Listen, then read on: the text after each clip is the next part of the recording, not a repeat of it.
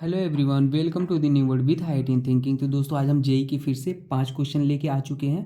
कम समय में ज़्यादा से ज़्यादा चीज़ें रिवाइज करेंगे, टू द पॉइंट बात करेंगे और एग्जाम ओरिएंटेड बात करेंगे। तो पीवाईक्यू के थ्रू मैं 5 डिफरेंट कॉन्सेप्ट आपको सिखाऊंगा ऑर्गेनिक केमिस्ट्री के। कहने का मतलब है अलग अलग वैरायटी के क्वेश्चन है। तो आइए स्टार्ट करते हैं बिना टाइम को वेस्ट किए हुए।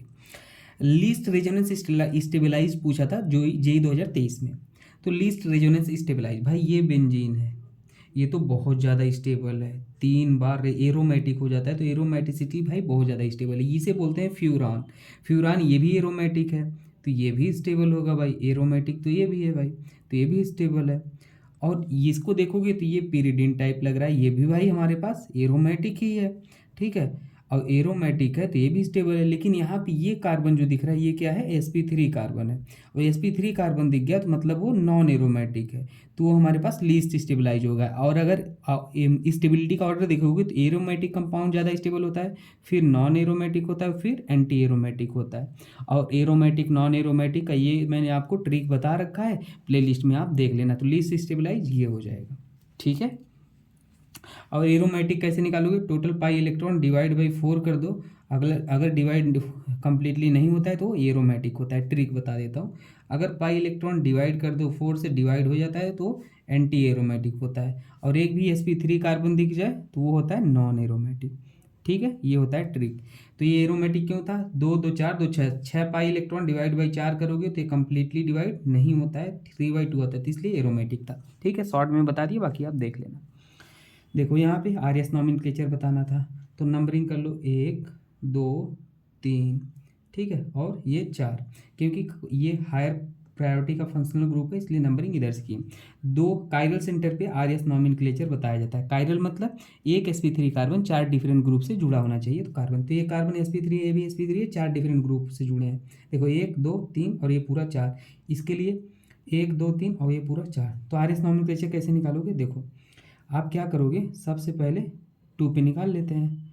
तो 2 पे हम क्या करेंगे भाई, 2 पे हम कर देंगे numbering according to CIP rule. तो सबसे हायर प्रायोरिटी का होगा 1, क्योंकि ऑक्सीजन के एटॉमिक नंबर ज़्यादा है। फिर इधर गए कार्बन, इधर गए हाइड्रोजन, इधर गए कार्बन, उधर ऑक्सीजन है तो 2, और इधर फिर ये पूरा ग्रुप गए तो यहाँ पे कार्बन है, ये 3 और ये 4। तो हम ये कर लेंगे, ये कैसे घूम रहा है, क्या दिख रहा है, एंटी क्लॉकवाइज। ये एंटी क्लॉकवाइज दैट मीन्स हमारे पास अगर एंटी क्लॉकवाइज घूम रहा है तो क्या होता है, यस। और अगर क्लॉकवाइज घूम रहा है तो वो होता है आर। लेकिन हाइड्रोजन हमारा जो लोएस्ट प्रायोरिटी वाला एक ग्रुप है, चौथे नंबर पे है, मतलब लोएस्ट है। तो अगर वो हॉरिजॉन्टल है तो अगर यस है तो क्या हो जाता है, उसका आर हो जाता है। तो ये क्या हो जाएगा, आर हो जाएगा, यस ना होके। समझ आए मैंने क्या बोला, क्लॉकवाइज घूमता है तो और, एंटी क्लॉकवाइज घूमता है तो एस। लेकिन अगर हाइड्रोजन चौथे ग्रुप हॉरिजॉन्टल है, लोएस्ट प्रायोरिटी वाला हॉरिजॉन्टल है, तो अगर यस दिख रहा है तो आर हो जाएगा, आर दिख रहा है तो यस हो जाएगा। यहाँ पे कर लो 1, क्योंकि ये कार्बन से क्लोरीन अटैच है, एटॉमिक नंबर ज़्यादा। फिर कार्बन, उधर ऑक्सीजन है, ऑक्सीजन ज़्यादा आ गया, इधर हाइड्रोजन, तो 2 वो पूरा हो गया। और हमारे पास तीसरा ये हो गया, चौथा ये हो गया, तो 1 2। तो हम ऐसे चलेंगे तो ये हमारे पास क्या दिख रहा है भाई, ये भी हमारे पास एस दिख रहा है, एस दिख रहा है ना। और हमारा लोएस्ट प्रायोरिटी हॉरिजॉन्टल है तो क्या हो जाएगा, आर हो जाएगा। तो हमारे पास 2s और क्या हो जाएगा 3 हमारे पास यस का आर हो जाएगा, नहीं नहीं 2, ये 2r है ना, यहाँ पे आर आया था, दिख यस रहा था, वो क्या हो जाएगा आर, और 3 हमारे पास आर हो जाएगा। ये हमारे पास क्या है, फर्स्ट, और ये सेकेंड, ठीक है, और ये थर्ड, ये फोर्थ। तो ऐसे चलेगा तो आए ये ऐसे, तो एंटी क्लॉक वाइज यस, लेकिन हो जाएगा आर, तो 2r 3r ये हो जाएगा, ठीक है। और नेक्स्ट क्वेश्चन को देखते हैं। इसमें पूछा था स्टेबिलिटी ऑफ कार्बोकैटायन 2023 में। स्टेबिलिटी ऑफ कार्बोकैटायन कैसे देखते हो, सबसे ज़्यादा रेजोनेंस होता है, फिर हाइपर कंजुगेशन, फिर इंडक्टिव होता है, और एरोमेटिक उससे पहले आता है। ये इफेक्ट होता है, सबसे ज़्यादा अगर एरोमेटिक है तो ज़्यादा स्टेबलाइज होगा, रेजोनेंस है फिर होगा, फिर हाइपर कंजुगेशन, फिर इंडक्टिव। तो यहाँ पे रेजोनेंस हो रहा है, वो भी एक बार। यहाँ पे हाइपर कंजुगेशन हो रहा है, यहाँ पे रेजोनेंस हो रहा है, मैंने डिटेल में पढ़ा रखा है ये सब चीज़ें। तो यहाँ पे एरोमेटिक भी है और रेजोनेंस भी हो रहा है। तो सबसे पहले हमारा क्या आ जाएगा, सी। अगर ये ए है, ये बी है और ये सी है, सी फिर ए और फिर बी, ये आंसर हो जाएगा स्टेबिलिटी वाला, ठीक है। आइए अगले क्वेश्चन को देखते हैं। इसमें बोला था कि which will show optical isomer तो ऑप्टिकल आइसोमर शो होने के लिए हमारे पास क्या होना चाहिए, कायरल कार्बन होना चाहिए। कायरल कार्बन क्या होता है, एक sp3 कार्बन 4 डिफरेंट ग्रुप से जुड़ा होना चाहिए, तो उसी को बोलते हैं कायरल कार्बन। तो देखो कायरल कार्बन कहीं पे दिख रहा है, अगर भाई यहाँ पे अगर आप कायरल बोल रहे हो तो ये तो हमारे पास sp2 है, तो ये तो कायरल होगा ही नहीं।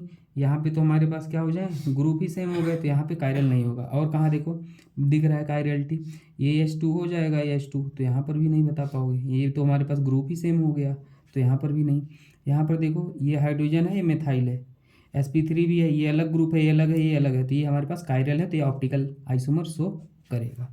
ठीक है, बाकी ऑप्टिकल आइसोमेरिज्म का डिटेल वीडियो 40 मिनट का इनैंसोमर, डायस्टीरियोमर, मेजो और ऑप्टिकल एक्टिव है, इनएक्टिव है, सब कुछ मैंने टू द पॉइंट बता रखा है, देख लेना, सारे वैरायटी ऑफ क्वेश्चन कवर्ड है। ये इसमें पूछा था, अगर बेसिसिटी ऑर्डर पूछेगा तो आप कैसे कर लो, ये ये एक तरीके से अनायन बना है, मतलब H+ को इसमें ऐड कर दो, कभी कार्बन आयन हो ना तो H+ को पहले ऐड कर दो, फिर बताने में ज़्यादा ईजी होगा। तो मान लो हमने CH4 कर दिया, NH3 कर दिया, OH2 कर दिया और HF कर दिया, तो अब साफ साफ दिख रहा है भाई कि फ्लोरीन की इलेक्ट्रोनेगेटिविटी, ये कार्बन, नाइट्रोजन, ऑक्सीजन, फ्लोरीन, इसमें देखोगे अगर एक ही पीरियड के एलिमेंट है तो जो एसिडिटी होता है वो डायरेक्टली प्रोपोर्शनल टू इलेक्ट्रोनेगेटिविटी होता है। अगर पीरियड सेम है तो इलेक्ट्रोनेगेटिविटी का ऑर्डर ये हो गया, तो एसिडिटी का ऑर्डर भी हमारे पास यही हो जाएगा। समझ गए, एसिडिटी कौन ज़्यादा हो जाएगा, CH, NH2, OH- और F- में ये ऑर्डर हो जाएगा। बेसिसिटी जस्ट इसका उल्टा कर दो, तो ये बेसिसिटी का ऑर्डर हो जाएगा। डिटेल मैंने पढ़ा रखा है, आप देख लेना। ठीक है, थैंक यू दोस्तों।